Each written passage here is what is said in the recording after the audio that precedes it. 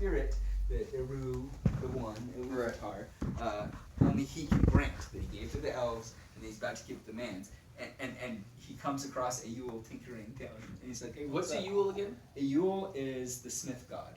Imagine him as he's one of the 12 main, gods of Valar, and his domain, he like helped create the earth, essentially. Yeah. And they all helped create the earth with their music. He's the maker, right? He makes things. He makes objects. He's the smith, and he's down here tinkering, and he's doing it out of his love for God, essentially. And God comes in, and he's like, so, I like what you did here. It's pretty cool and all, but it's not going to work, because you don't have the magic touch. I have the magic touch. And I'm so proud of you for what you've done, that I'm going to go ahead and touch your stone dude, your little rock creature, because, well done. And he gives it the gift of life, and it becomes the dwarves. And so that's how the dwarves come into the universe, right? Everything has its place in the universe. The Ents, right? Yeah. The tree creatures, the oldest creatures. They're one of the first creatures in the extra categories of creatures that Ilúvatar makes, that the one god makes. Because he makes the Valar, and then the Maiar, and then he makes the elves, and the elves are special. Are the Maiar? Humans. What are the Ents? Are they Maiar? No. So the Ents are tree spirits, so they're like below the Maiar. So the Maiar and the Valar came to create the earth through music, like they played music, created the earth, God. and then they come down onto the earth. And they're like, let's check out this thing we just made, like whatever. And then Ilúvatar is like, I'm gonna make tree people, and then I'm gonna make fairies, and then I'm gonna make Bjorn, the fucking bear man, like that's who you're talking fucking about. Bjorn, right? And then I'm gonna make all these other classes of beings, and I'm gonna make stags, and then dragons are created by Melkor, who's one of the Valar, but like the evil guy. Right, he's like the most powerful of the Valar. Is he like a fire god or something? Kind of. And what happens is they're all out here. Think in like the Hades. No, Lucifer. He's Lucifer. Okay, sure, but he's one of the angels. He's the Valar. He's one of the gods. Yeah. And they play their fucking music, and they create the earth. And before they get into the earth, Melkor goes first, ahead of all the others. And he's like, yeah, because he played the most beautiful music. He was the most talented of the angels. Right. He played the most beautiful music, and he gets down before them, and he starts corrupting shit because he's arrogant, he's like full of himself, and he starts creating things. And it's speculated that he creates the orcs by torturing elves, because he can't put the magic touch into life, and so he has to take something that already exists and corrupt it. Life. Yeah, exactly. And Melkor is the first being to set foot on the earth. And he comes down and he starts corrupting things, and then the rest of the gods come down, and then the elves wake up, and then he starts corrupting, blah blah blah. All of this is part of the Silmarillion, and it talks about the succession, and everybody has their place. And every elf, there's like differing types of elves, like a different hierarchy of elves, and there's older elves, and there's younger elves, and there's forest elves, and there's the seafaring elves, and they all came into being in the great chain of events. And then we come to Tom Bombadil. And Tom Bombadil first appears in a short story that he writes in a fucking letter to somebody. Before even about the adventures of Tom Bombadil. And Tom Bombadil is like the first thing that Tolkien ever writes about the Lord of the Rings. Before he writes anything else, he writes this children's story about this character named Tom Bombadil, who's this funny guy that lives out in the woods with his wife Goldberry, who wears yellow rain boots, and it's just a cutesy little kid story. Blue suit or something. And then he writes The Hobbit, and he includes this character Tom Bombadil. Is it in The Hobbit? I thought that was in the Lord of the... He's mentioned in The Hobbit. Yeah, Oh. He's mentioned in The Hobbit. But he's not the chapter about him is not in The Hobbit. I think that's in the Fellowship. Yeah, right. Fellowship, It's in the Fellowship. And so in the Fellowship, they encounter this character. Yeah. They encounter Tom Bombadil. And he does a very curious thing.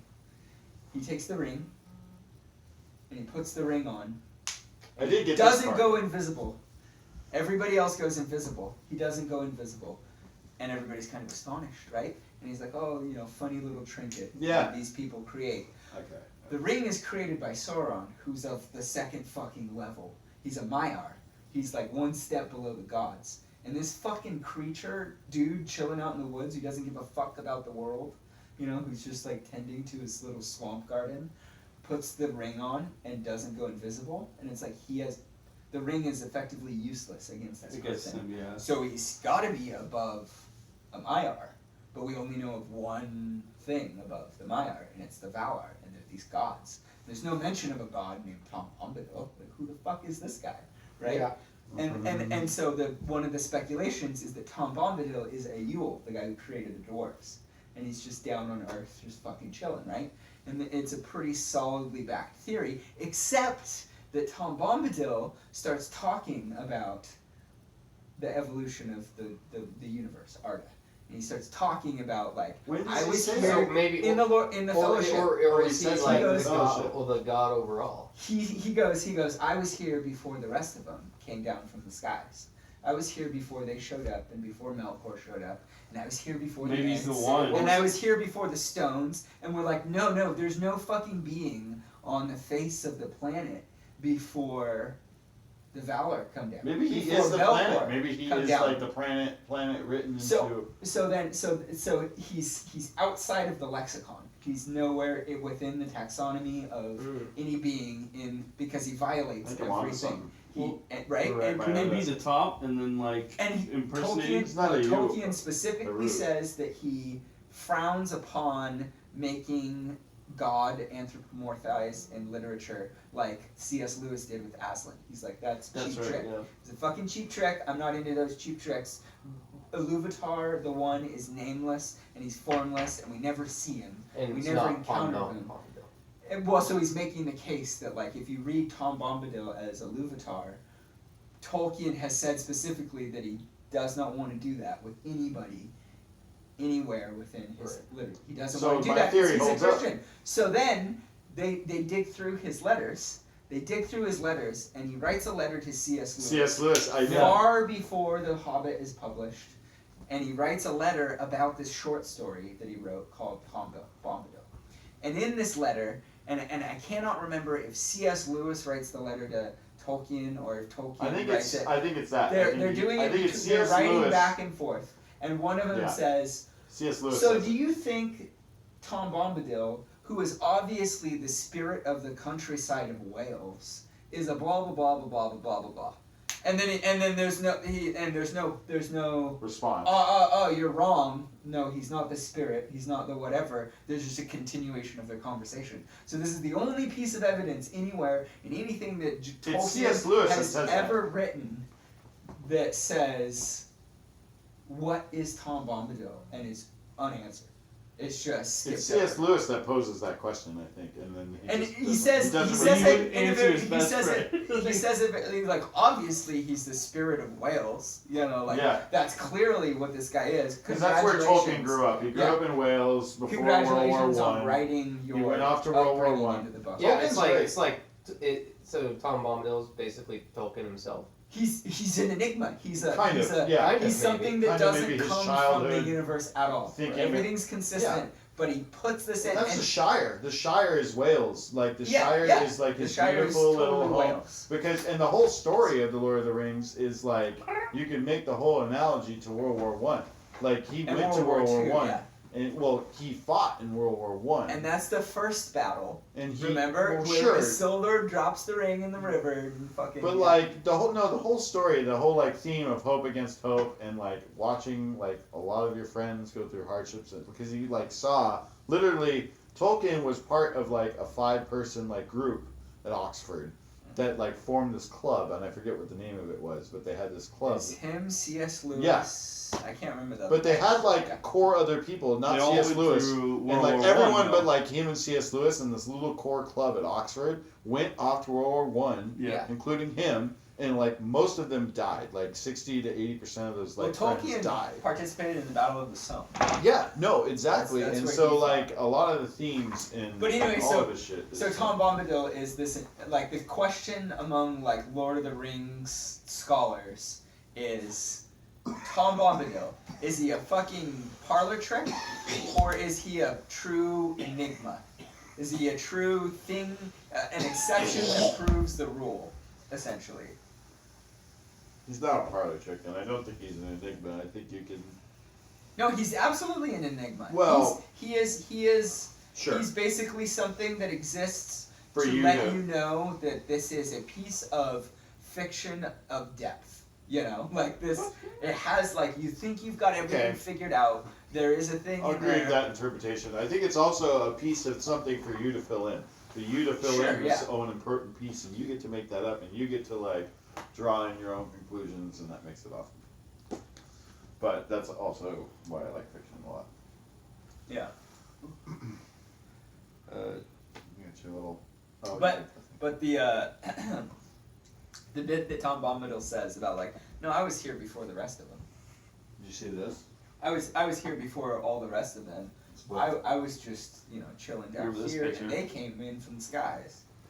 Yeah, That's the Hildebrandt brothers. yeah. This is the Hildebrandt. This is Tom Bombadil, as done by the brothers Hildebrandt in the back in 70s. the 70s. Yeah. Yeah. Dad still has those Yeah, two those are- calendars, Very Worth- famous people that paint. You hear. and they're both dead. Both of them dead. Yeah, they're dead now. Yeah. That looks about right. Yep. But Dad still has those two calendars. Oh, also, did you look at the book yet? The Never-Ending Story. Huh? I didn't know that this was a book. Well, that's the Bastien. that's Bjorn. Bjorn is in here. No, in here. Oh yeah. It's their depiction. Oh, I love their artwork. Their artwork I is- should get their like little. No, Like- he has the book and he has the two calendars. Yeah, I know. Dad has all of his, Yeah, his Jesus. stuff, but it's fun. I gave him an original. I bought original. Well, I like the artwork on that cover for Never-Ending Story. Like, look at that. Look at that alternate Yeah. interpretation of Atreyu and Falcor. Yeah. There's Artax on there. That's what you're looking for. Old Man Willow, yeah. Yeah. This is great. That's a great. painting from the 70s, not a digital artwork. Right. Yeah. So remember I was talking about the willow tree that 8 people call in? That's Old Man Willow. This is like the, well, it should be higher resolution. It's pretty. So these like artists from the 70s. They great work. Didn't they like hide by the willow tree and then like? what was Yeah. it? Yeah. The 8 No. one, yeah.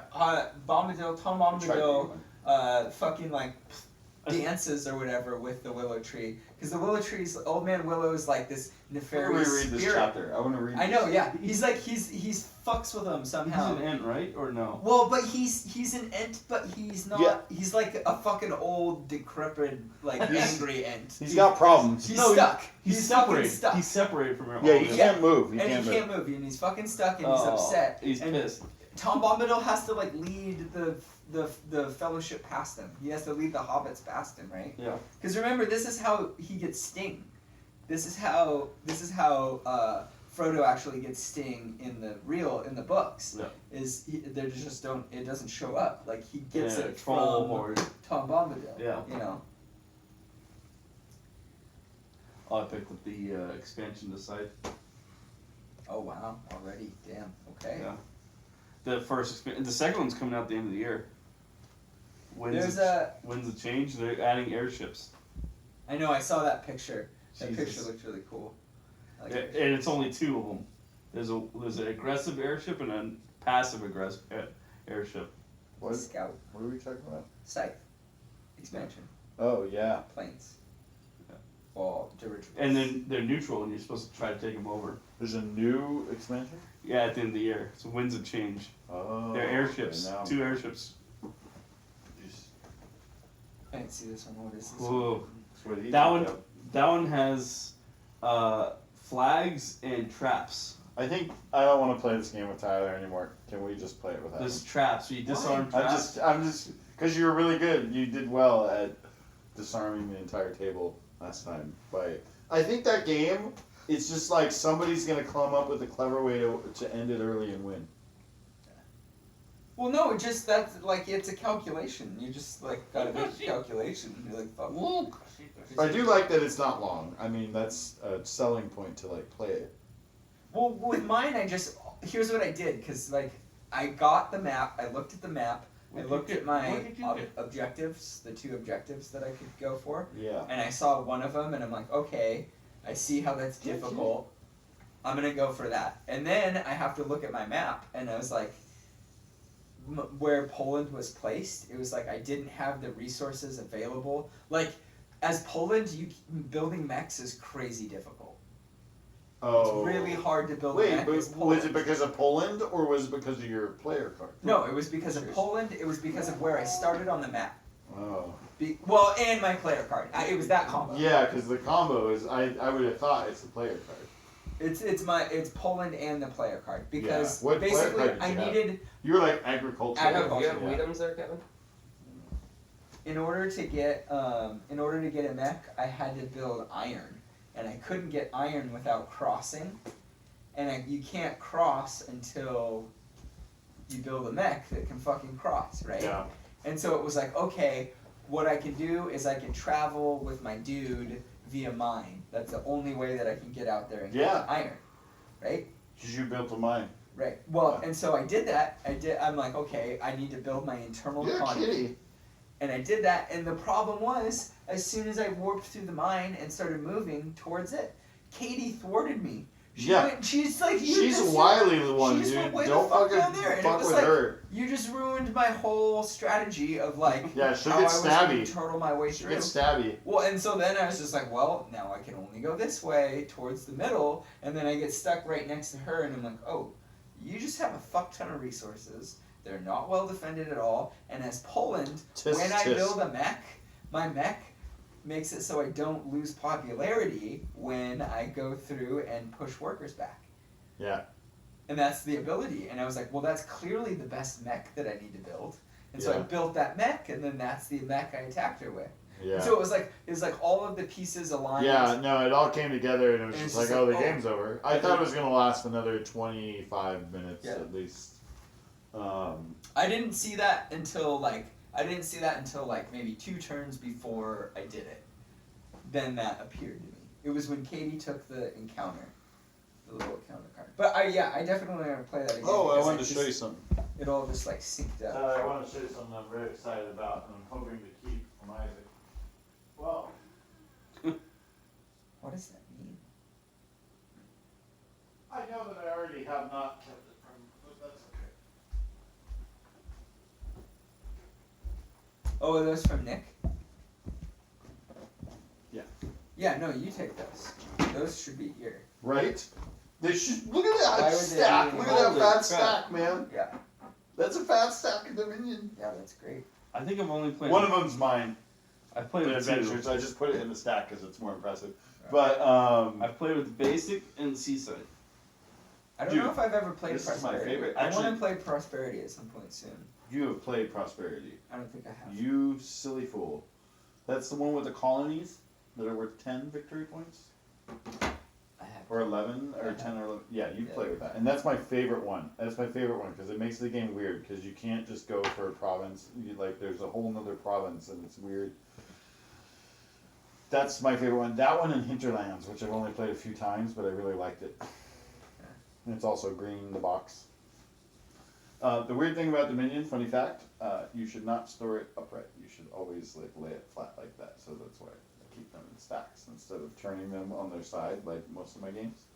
Yeah, because all the cards will... Yeah, that's why this one the box never fixed because it's turned up and I spent like 25 minutes organizing it again and it's like not.